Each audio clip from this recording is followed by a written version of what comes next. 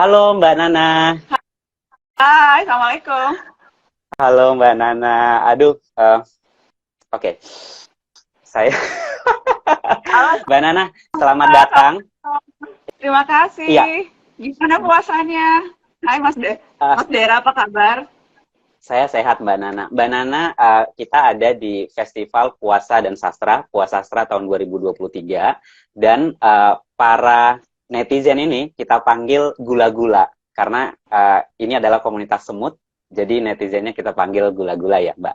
Terima kasih banyak Mbak Nana sudah mau hadir, sungguh sebuah kehormatan dan saya pikir saya tidak perlu memperkenalkan lagi siapa Najwa Shihab, siapa Mbak Nana, semua kenal dengan Mbak Nana. Dan seperti judul kali ini, di episode ini, Mbak Nana, Buku dan Kata-Kata, saya akan mewakili teman-teman yang mungkin sangat penasaran seperti apa sebenarnya perjalanan seorang Mbak Nana sehingga menjadi pribadi yang begitu dekat dengan buku dan kata-kata. Saya langsung saja ya Mbak. Boleh, kita nggak usah formal-formal kan, kita santai kan ini. Aku juga ikut Santai-santai Mbak Nana. kan rencananya nggak mau ngobrol soal sesuatu yang kita berdua cintai, yaitu buku. Jadi temanya Benar-benar. tuh Saya juga sambil... harus romantis Benar. ini, jangan ada ketegangan di antara kita. Setuju nggak? Baik. Peregangan dulu saya. Baik, Mbak Nana, supaya santai, bisa cerita nggak bagaimana dulu proses pertama sekali Mbak Nana itu belajar membaca dan siapa yang ngajarin? Aku nggak inget ya yang ngajarin, tapi rasanya sih seharusnya mama, ibuku. Karena saya tuh merasa beruntung lahir di keluarga yang cinta ilmu, cinta buku. Sehari-hari tuh ngelihatnya di rumah ya buku. Keluar rumah tuh juga dulu aktivitas utama di keluarga, keluar rumah tuh ke toko buku, cari buku. Ayah saya, Abi Quraish Shihab, itu dosen, pendidik. Jadi sepanjang ingatan saya tuh setiap kali ada Abi di rumah selalu penuh dengan buku meja kerjanya. Bangun pagi, sholat subuh, duduk di mejanya selalu ngetik dan selalu membaca. Jadi buku itu sesuatu yang sangat dekat dengan saya dan keluarga. Diajarkan. Jadi rasanya kalau ditanya, saya itu justru udah jatuh cinta pada membaca sebelum saya bisa mengeja. Karena dulu tuh waktu masih kecil saya ingat selalu didongengin sama mama, selalu buku cerita tuh jadi sesuatu yang ditunggu-tunggu. Ritual sebelum tidur tuh adalah didongengin atau baca buku sama mama. Jadi ya itu rasanya memori pertama saya tuh tentang buku ya saya dapat dari keluarga. Kecintaan terhadap literasi itu tuh saya dapatkan karena keluarga yang juga cinta pada ilmu dan cinta pada membaca. Mbak Nana, menarik. Saya sudah jatuh cinta dengan membaca bahkan saat saya belum bisa mengeja. Berarti sebenarnya orang bisa membaca tanpa belum bisa mengeja duluan? Menurut saya banyak yang salah kaprah merasa tugas orang tua tuh selesai ketika anaknya sudah bisa mengeja. Mengeja itu kan hanya menghubungkan satu huruf dengan huruf yang lain. Membaca itu kan kemampuan yang jauh lebih dari sekedar kita mau mengurutkan satu kalimat begitu. Tapi kan menghubungkan satu ide dengan ide yang lain, menarik kesimpulan, upaya untuk memahami konteks. Membaca itu kan bagaimana cara kita menggali benang merah atas suatu kalimat yang ada di depan kita. Jadi sama sekali berbeda dengan hanya bisa mengeja begitu. Kendalanya yang kerap saya juga bilang ketika itu adalah orang tua merasa tugasnya sudah selesai ketika anaknya sudah, padahal bisa membaca dan suka membaca. Itu dua hal yang sangat berbeda menurut saya. Jadi tanggung jawab orang tua itu sekali lagi adalah memastikan anaknya yang sudah bisa mengeja ini itu juga meneruskan kemampuannya untuk merangkai huruf menjadi kemampuan untuk menganalisa apa yang dibaca. Karena hasil penelitian tuh Mas Dera di mana-mana tuh membuat kita miris. Ada satu penelitian yang bilang bahwa anak SMP di Indonesia itu tuh bahkan ketika membaca satu paragraf dan ketika diminta untuk menjelaskan apa isi paragraf yang dia baca, dia gagal melakukan tugas itu. Jadi ya bisa mengeja, bisa melihat kata demi kata yang dirangkai dalam kalimat, tetapi kemampuannya untuk memahami apa yang dibaca itu gagal dilakukan. Jadi sekali lagi tugas kita memang masih panjang nih kalau kita bicara bagaimana mencerdaskan kehidupan bangsa terkait dengan kemampuan literasi anak-anak kita. Iya, ya. Mbak Nana, ini jadi beberapa waktu yang lalu tuh saya video call dengan ponakan saya di kampung, sangat kampung di Sumatera Utara sana. Dia sudah kelas 5 SD, tapi dia bilang teman sekelasnya ada 3 orang yang belum bisa membaca gitu. Dalam artian Mbak Nana sangat beruntung terlahir di keluarga akademisi gitu, dekat dengan buku-buku dan cerita gitu. Tapi ada banyak keluarga kan Mbak Nana yang bahkan orang tuanya itu jangankan untuk membacakan cerita untuk anak-anaknya sebelum tidur. Yang ada dalam pikiran mereka gimana supaya bisa menyediakan makanan di atas meja seperti itu. Yeah. Itu, Yeah.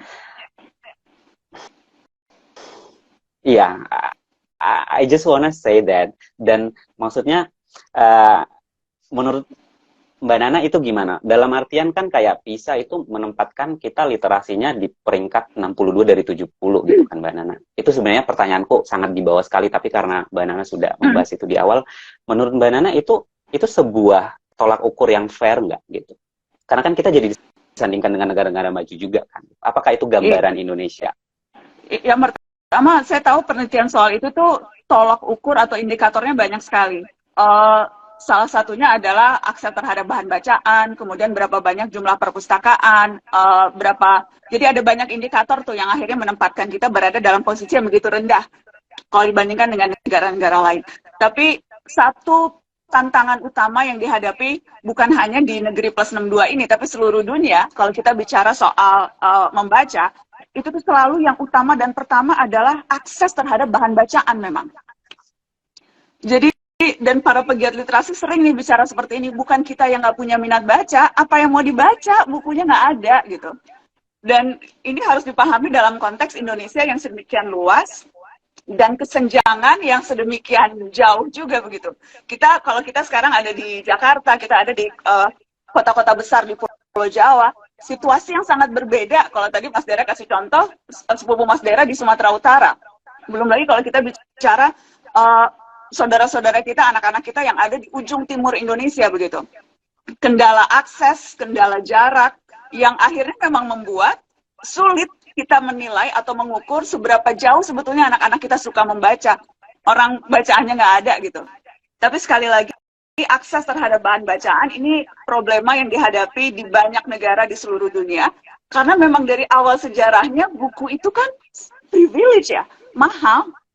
Susah untuk dapat buku. Dari sejarahnya itu hanya orang-orang elit tuh dulu, hanya bangsawan-bangsawan tuh yang memiliki akses terhadap bahan bacaan. Sejak pertama kali kertas papirus ditemukan di Mesir. Bahan bacaan itu sesuatu yang sifatnya privilege orang-orang berkuasa. Sekarang pun beli buku itu mahal. Distribusinya mahal, cetaknya mahal, udah gitu royalti penulisnya juga segitu-gitu aja. Insentif untuk dapat buku yang murah dan insentif untuk penulis berlomba-lomba untuk menuliskan buku yang menarik itu juga sangat minim gitu. Jadi ya memang ada kembali ke pertanyaan awal tadi, tantangan utama kita sekarang akses terhadap bahan bacaan yang memang masih belum merata di semua wilayah dan itu yang menyulitkan. Iya. Baik, Mbak Nana, saya ini mau kembali lagi nih ke belakang. Sesuai dengan judul Mbak Nana, Buku dan Kata-Kata. Semua teman-teman di Semut Merah Kaizen penasaran, sebenarnya apa sih buku pertama yang Mbak Nana baca yang membuat Mbak Nana itu jatuh cinta dengan buku? Majalah, aku pelanggan Bobo. Kisah Nirmala. Ingat banget setiap hari Kamis tuh nunggu-nunggu kalau majalah Bobo tuh datang. Sama aku suka dari dulu tuh suka baca buku-buku cerita. Buku Enid Blyton nih, aku masih ada nih bukunya, let me show you. Oke. Ini tuh buku-buku favoritku di zaman dulu. Dan sampai sekarang kalau lagi kangen masa-masa kecil, I would reread it, aku akan membaca ulang. 5 Sekawan. Terus apa nih? Musim Panas di Santa Claus. Mallory Towers. Ini buku-buku yang bikin aku berimajinasi, kepengen sekolah berasrama di suatu musim panas di kota kecil di Inggris sambil minum coklat panas dicelupin dengan biskuit. Itu kan cerita-cerita sekolah berasrama yang bikin aku pengen sekolah di luar negeri tuh karena baca buku-buku ceritanya ini, tau gak sih? Ya, ya, ya. Buku cerita itu emang sebegitu berpengaruh dan sangat magical ya, Mbak Nana. Uh, Hmm. Mbak, jadi kalau pertanyaan saya adalah, kalau Mbak Nana sudah suka membaca bahkan jauh sebelum bisa mengeja, tapi bisa mengejanya itu dari usia berapa? Mungkin SD ya, waktu masuk SD ya, atau TK nol besar. Aku nggak pernah nanya spesifik ke mama sih, tapi rasanya sih itu either TK nol besar atau SD kelas 1 mungkin ya. Kalau sekarang kan anak-anak kita udah dituntut bisa baca bahkan sebelum masuk TK ya. Iya. Kasian, itu bisa jadi beban loh. Dan itu juga akhirnya terlihat tuh. Karena buat orang tua yang penting bisa ngeja, berbagai hal, upaya tuh biasanya dilakukan untuk memastikan anaknya udah bisa baca bahkan sebelum dia masuk ke TK. Makanya PAUD yang dipilih itu adalah PAUD yang terbukti bisa membuat anak bisa baca. Orang tua tuh paling seneng tuh beliin buku cara mengeja buat anak-anaknya yang usia 4-5 tahun. Jadi effortnya dilakukan semaksimal mungkin untuk mastiin anaknya bisa ngeja gitu. Effort yang kemudian langsung ngedrop ketika merasa tugasnya sudah selesai, anaknya udah bisa baca. Jadi kelihatan tuh buku-buku yang laku tuh, itu tuh buku-buku cara belajar ngeja. Tapi ketika cara baca, buku-buku novel dan sebagainya, itu dengan sendirinya bisa kelihatan tuh langsung ngedrop gini. Nggak laku dibeli, dipikirnya udah selesai tugasnya. Itu sih sedihnya. Iya, iya. Terus kalau Mbak Nana dibacain cerita itu sampai usia berapa? Um, yang jelas begitu aku bisa baca, itu udah lebih kegiatan yang dilakukan secara mandiri. Aku inget tuh waktu SD tuh sedemikian sampai aku tuh punya perpustakaan kecil loh di rumah. Jadi teman-teman tetangga tuh nanti datang untuk nyewa Rp25, terus uangnya dikumpulin, terus setiap hari seminggu sekali tuh aku akan naik bis kota sama Abi ke Gramedia Matraman untuk beli buku. Terus jadi itu tuh pokoknya itu ya itu SD udah punya perpustakaan di rumah untuk tetangga-tetangga, sama duit jajan tuh dihabisin untuk beli buku, untuk baca majalah. Aku inget tuh kan langganannya langganan Bobo, mama langganannya Kartini. Aku inget waktu masih kecil aja tuh aku suka dimarahin karena kalau udah selesai baca Bobo aku akan malam-malam akan ngintip baca majalah Kartini, oh mama oh papa. Padahal masih anak SD nggak boleh kan, seharusnya baca oh mama oh papa, tapi saking hausnya sama saking hobinya baca majalah Kartini nyokap aja gue baca, udah masih SD waktu itu. Siap, siap, siap. Mbak Nana, kalau evolusi membacanya seorang Mbak Nana nih dari anak-anak ke remaja ke dewasa seperti apa? Apakah ada buku-buku tertentu di setiap periode itu? Dan apakah pernah di sepanjang perjalanan yang panjang itu sebenarnya ada masa-masa malas baca gitu karena ada suatu kesukaan yang lain? Enggak sih, karena kalau buat saya tuh baca itu kebutuhan, jadi bukan sesuatu yang, kalau kebutuhan kan selalu akan dicari ya. Kalau itu nggak didapat akan selalu merasa ada yang kurang gitu. Jadi di setiap aktivitas, di setiap kegiatan, kalaupun saya ada kegiatan baru nih, saya akan mencari bahan bacaan yang bisa membuat saya semakin suka pada kegiatan itu. Saya ngasih contoh, saya belum lama ini nih lagi belajar lari, lagi suka lari.